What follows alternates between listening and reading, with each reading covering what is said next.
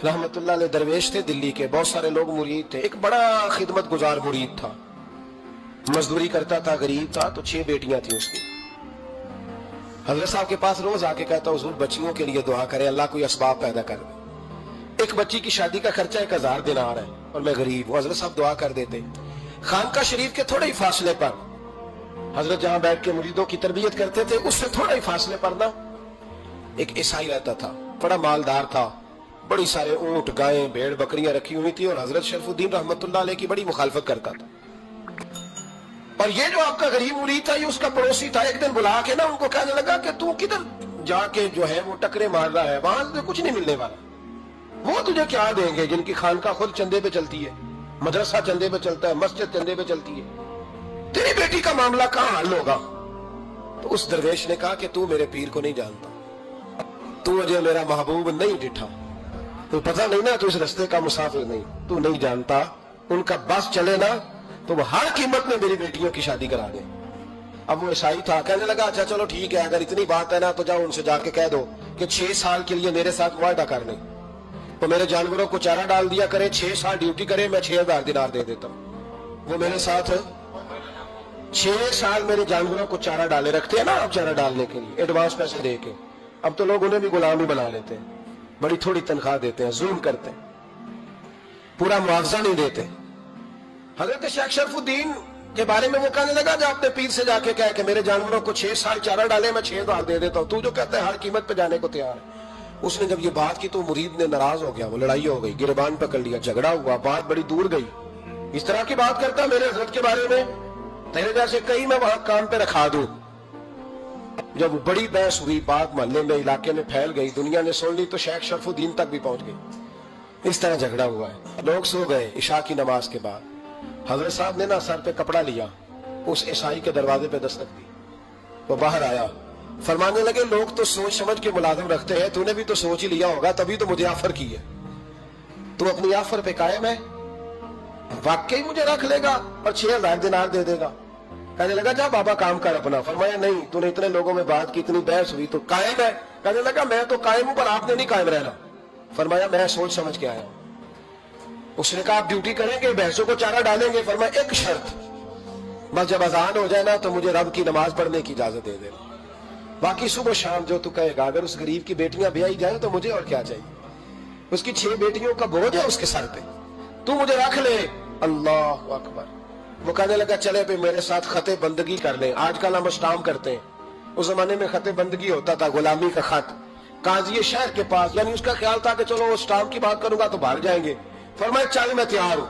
काजी तक गए, तय हो गया, 6000 दिनार दे दिए। हजरत ने मुरीद को बुलाया, फरमाया पुत्र ये ले जा मेरी बेटियों को रवाना कर दे। कहने लगा हुजूर ये क्या कर रहे हो आप, कुछ सोचे? फरमाया यार जब तुझे बेटा बना लिया तो फिर मेरी पोतियां तो लगती हैं ना, मेरा हक तो बनता है ना, जा जाके ड्यूटी कर, उनको ब्याह दे। बात फैल गई। बादशाह भी अकीदतमंद था, वो 12000 दिनार लेके पहुंचा। क्या बताऊं इन रब के बंदों का दिल कैसा होता है, क्या दर्द होता है, क्या रंग। 12000 दिनार लेके बादशाह आया और आके हजरत को पेश किए का हुजूर आप दें इस ईसाई को डबल दें और जाए काम करें। आप फरमाने लगे तू पैसे दे, शर्तें ना लगा, मेरा जहां दिल करेगा मैं खर्च करूंगा। मुझे तो मजा ही अब आने लगा है, अभी तो लुत्फ आ रहा है, अभी तो जायका आया है कुछ करने का। पैसे देने हैं तो दे, पाबंदी ना लगा, जहां मेरा दिल करेगा मैं। उसने कहा हुजूर ठीक है रख ले। हजरत ने फजर मस्जिद में पढ़ी, जेब में 12000 दिनार थे, ऐलान फरमाया भी किसी और की बेटी भी बैठी है तो पैसे मेरे पास है। वो 12000 दिनार भी बांट दिया, और 12000 दिनार बांट के ना तो फिर चले गए खेत में चारा काटने। उस ईसाई को किसी ने बतलाया कि उनके पास तो 12000 आया है, पर तुझसे जान नहीं छुड़ाई उन्होंने। वादा ये हुआ था कि 6 देंगे तो जाएंगे, जब तक देंगे नहीं तेरे घर में काम करेंगे। वो ना चारा काट रहे थे, हजरत साहब तो वहां पहुंच गया, दूर जाके खड़ा हो गया। कहने लगा बाबा पहले तो मैंने मुसलमानों के इखलाक सुने थे, अब तो मैंने देख भी लिए, पर ये बता जब 12000 आया था जान क्यों नहीं छुड़ाई? तो हजरत चारा काटते काटते रो पड़े। फरमाने लगे तू नहीं ना जानता, ये बेटियां सांझी होती हैं, पता नहीं ना। मेरे रसूल पाक ने तो हातम ताई की बेटी के सर पे कपड़ा रख के कहा था बेटियां बराबर होती हैं। तुझे नहीं पता जब उसकी 6 बेटियों की शादी हुई है, میرے اندر روحانیت کتنی بڑی ہے. فرمایا پھر 12,000 آیا ہے تو 2-4 بچیاں پھر گئی ہیں. مجھے نہیں پتا میں اندر سے راضی کتنا ہوں. میں تیری نوکری کرتا رہوں گا, پتہ نہیں اللہ کتنی بیٹیوں کو بیاہ دے گا. اتنا رویا وہ عیسائی کے پیروں میں بیٹھ گیا, کہنے لگا بابا میں نے تیری مخالفت کی ہے پر تیرے قریب آ کے پتہ چلا ہے کہ تو بہت اونچے اخلاق کا مالک ہے, اور اگر تیرا یہ مقام ہے تو تجھے اخلاق سکھانے والے محمد عربی کی شان کتنی ہوگی. ظالم کی بولیے جاتے نہیں لوگ جھوٹے گواہ بن کے. وکیل صاحب کو نہیں پتا ہوتا کہ یہ بندہ مجرم ہے جو میرے پاس آیا. کیا مجرموں کے وکیل نہیں ہوتے؟ بولے تو اس کو پتا نہیں ہوتا وکیل صاحب کو کہ یہ صاحب مجرم ہے, میرے پاس مقدمہ لے کے آئے. اور اگر بے ادبی نہ ہو جائے تو میرا خیال ہے قاضی عدالت کو بھی پتا ہوتا ہے کہ مجرم کون ہے اور مظلوم. میرے نبی پاک صلی اللہ علیہ وسلم نے اس قدر زیادہ سختی فرمائی اس مسئلے میں. فرمایا جس کو پتا تھا کہ فلاں آدمی ظالم ہے, ظلم کر رہا, پھر وہ ظالم کا گواہ بنا یا اس نے ظالم کی مدد کی, کتنی کی؟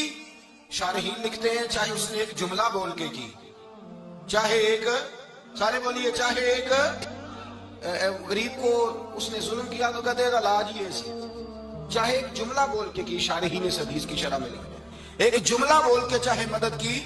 جس بندے نے کسی ظالم کی مدد کی کسی مقدمے میں یا کسی صورت میں اور اسے پتا تھا یہ ظالم ہے, میرے نبی پاک صلی اللہ تعالیٰ علیہ وسلم فرماتے ہیں اگر اس نے مدد کی, ابھی ظالم کی بات نہیں ہو رہی, ظالم کے مددگار کی بات ہو رہی, اگر کسی نے ظالم کی مدد کی تو حضور فرماتے ہیں خدا بھی اس سے بری و ذمہ ہے, رسول بھی اس سے بری و ذمہ ہے. سنبھال کے رکھے اپنی نمازیں, قربانیاں, حج, زکات سنبھال کے رکھے.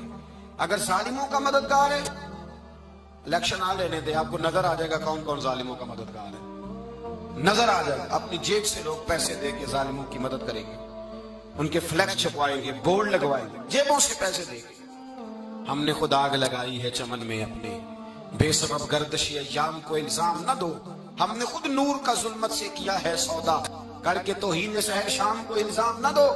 ظالموں کے مددگار میدان میں آ گئے, یہ چھوٹا لفظ نہیں. میرے حبیب پاک صلی اللہ علیہ وسلم نے فرمایا جو ظالم کا مددگار ہے سن لے, سن لے, جو سجن کے ساتھ کچہری جاتا ہے وہ یاد رکھے, جو دوست کا گواہ بنتا ہے وہ یاد رکھے, جو کہتا ہے میں مانگی گیا تھا, مجھے بلایا گیا تھا قبضہ چھڑانے کے لیے کسی غریب بیوہ کی جائیداد پہ, کب وہ سن لے تو مدد کر کے نہیں آیا, تو خدا کے ذمے سے نکل گیا ہے. رسول پاک نے فرمایا تیرا میرا تعلق ختم ہو گیا, تو ظالم کا مددگار ہو گیا.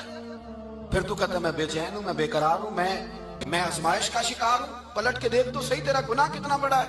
میرے نبی پاک صلی اللہ علیہ وسلم کا ایک اور فرمان سن لیں, ابن ماجہ ابو داؤد میں موجود ہے. اس حدیث کو آپ نے یاد کر لینا ہے, کر لیں گے انشاءاللہ, سارے کہیے انشاءاللہ کر لیں گے یاد. حضور صلی اللہ علیہ وسلم نے فرمایا اگر تو ظالم کی مدد کرے گا نا, یہ لفظ دل کی تختی پہ لکھ لینا, یہ مکافات عمل ہے, مکافات عمل دنیا, ادھر کرو گے تو ادھر بھرو گے. فرمایا اگر تو کسی ظالم کی مدد کرے گا, سن لے حضور کا فرمان ہے, اگر تو ابن ماجہ ابو داؤد سیاہ میں موجود ہے, فرمایا اگر تو کسی ظالم کی مدد کرے گا تو رب تعالیٰ مرنے سے پہلے تیرے اوپر بھی ظالم کو مسلط کر دے گا. تیرے اوپر بھی ایک دفعہ ظلم ضرور ہوگا اگر تو ظالم کی, وہ کسی صورت میں بھی ہو سکتا ہے, کسی صورت میں تیرا بیٹا ہی اٹھ کے ظلم کر دے گا, تو الجھ جائے گا, کسی نہ کسی جگہ تیرے لیے تباہی کا سامان ہوگا, تیرے اوپر ظلم ہوگا, اس لیے کہ تو ظالموں کا مددگار ہے. چاہیے یہ تھا کہ تو مظلوم کی مدد کرتا, انسانی ایمانی یقین کا فریضہ سر انجام دیتا, تو ظالموں کا مددگار ہو گیا. ٹٹول کے دیکھ لیں, رزلٹ نکال کے دیکھ لیں, ہمارے زمانے میں ظالموں کے مددگار زیادہ, اتنی لمبی زبانیں نکال کے ظالموں کی مدد کرتے ہیں. بڑے بڑے کالم نویس اللہ نے انہیں قدرت دی لکھنے کی, تو اپنا قلم ظالموں کی مدد میں خرچ کرتے ہیں. وہ لوگ جن کو اللہ تبارک و تعالیٰ نے قدرت دی, ہمت دی, طاقت دی, کچھ لوگ ان کے حلقہ احباب میں وہ اپنے لوگوں کو استعمال کر کے ظالموں کی مدد کرتے ہیں, ظالموں کی مدد کرتے ہیں. میرے نبی کریم سید عالم نور مجسم صلی اللہ علیہ وسلم نے فرمایا اگر تو نے ظالم کی مدد کی تو جب تک تو توبہ نہیں کرے گا رب تجھ سے ناراض ہی رہے گا.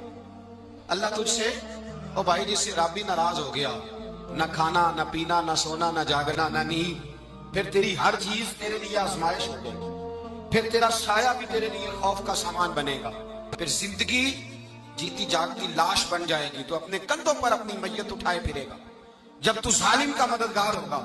اور نبی پاک صلی اللہ علیہ وسلم نے فرمایا ظالموں کا مددگار بھی ظالم ہوتا ہے, ظالموں کا مددگار بھی, سارے بولے जालिमों का मददगार भी नहीं। को नहीं, आप सारे नहीं बोले, एक दफा बोले जालिमों का मददगार भी। पक्की बात है, जालिमों का मददगार भी।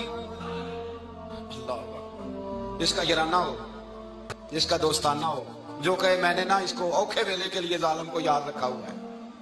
कभी मुश्किल पर रखे नहीं हुए लोगों ने जालिम दोस्त, कहते मैंने रखे हुए हैं। बल्कि हमारे देहात में तो कहते हैं मैंने बाजू बनाए हुए हैं। किसको बाजू बना लिया? जालिम भी कभी बाजू होता है। जो जुल्म की तलवार लिए मैदान में खड़ा है, कारून, हामान, फिरौन, नमरूद का हाथ नहीं लोगों ने देखा? अपने जमाने में आपने कितने लोग नहीं देखे जिनके साए से, आवाज से लोग कांपते थे?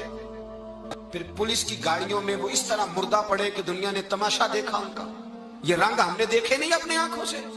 फरमाया जालिम का मददगार भी, जो कार में बिठा के लेके गया वो भी, जालिम जिसने चाय पिलाई वो भी, जिस शख्स ने खाना खिलाया वो भी, जो कचहरी तक साथ गया वो भी, जिसने फ्लेक्स के नीचे, बड़े शराबी के नीचे छोटी अपनी फोटो लगाई वो भी, जो वोट की पर्ची डालने गया वो भी।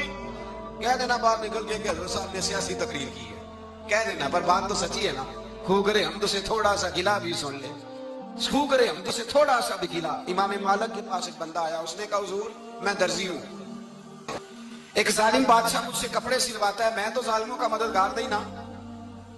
एक जालिम बादशाह मुझसे, हुजूर मैं तो मददगार नहीं ना जालिमों का। जो फरमाया जालिमों का मददगार भी जालिम होता है, तो कपड़े लेके आता है, मैं सी के दे देता हूँ, जिम्मेदारी नहीं। ये एक आदमी दुकानदार है, उससे कोई बंदा चीज खरीदने आएगा तो थोड़ी कहेगा मैंने नहीं देनी, तो देगा। कोई बंदा अगर किसी शख्स से कोई काम कहता है जो उसकी फील्ड है, उसका शोबा है, उसका मुआश का वो सिलसिला है, कहते हैं या रसूल अल्लाह सल्लल्लाहु अलैहि वसल्लम जालिमों का मददगार भी जालिम, हुजूर ने फरमा दिया। तो इमाम मालिक से बंदे ने मसला पूछा, दिल की तख्ती पे लिखने वाली बातें हैं। कहा हुजूर मैं दर्जी हूँ, जालिम कपड़े सिलवाते हैं, मैं तो मददगार नहीं ना। इमाम साहब कहने लगे नहीं, मददगार तो वो होगा जो तुझे सुई धागा फराम करेगा। तू तो पूरे कपड़े सी के देता है, तू तो खुद बहुत बड़ा जालिम है।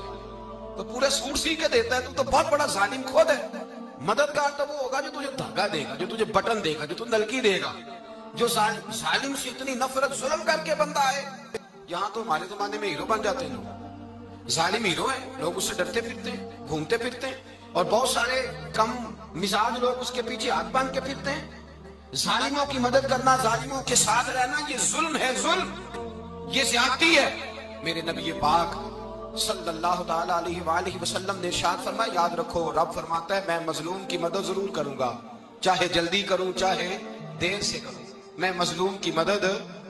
और हुजूर सल्लल्लाहु अलैहि वसल्लम ने फरमाया, हजरत माज बिन जबल कहते हैं हुजूर ने मुझे यमन का गवर्नर बनाया। जब मैं जाने लगा ना तो हुजूर ने बड़ी नसीहतें की, बुखारी में मौजूद है। फरमाते हैं जब मैं पलटने लगा तो मेरे रसूल ने फरमाया माद एक मिनट ठहर जा, एक बात मेरी याद रखना, इसको ना भूलना। कहा हुजूर क्या? फरमाया देखना किसी पे जुल्म ना कर बैठना, कहीं तुझसे ज्यादती ना हो जाए।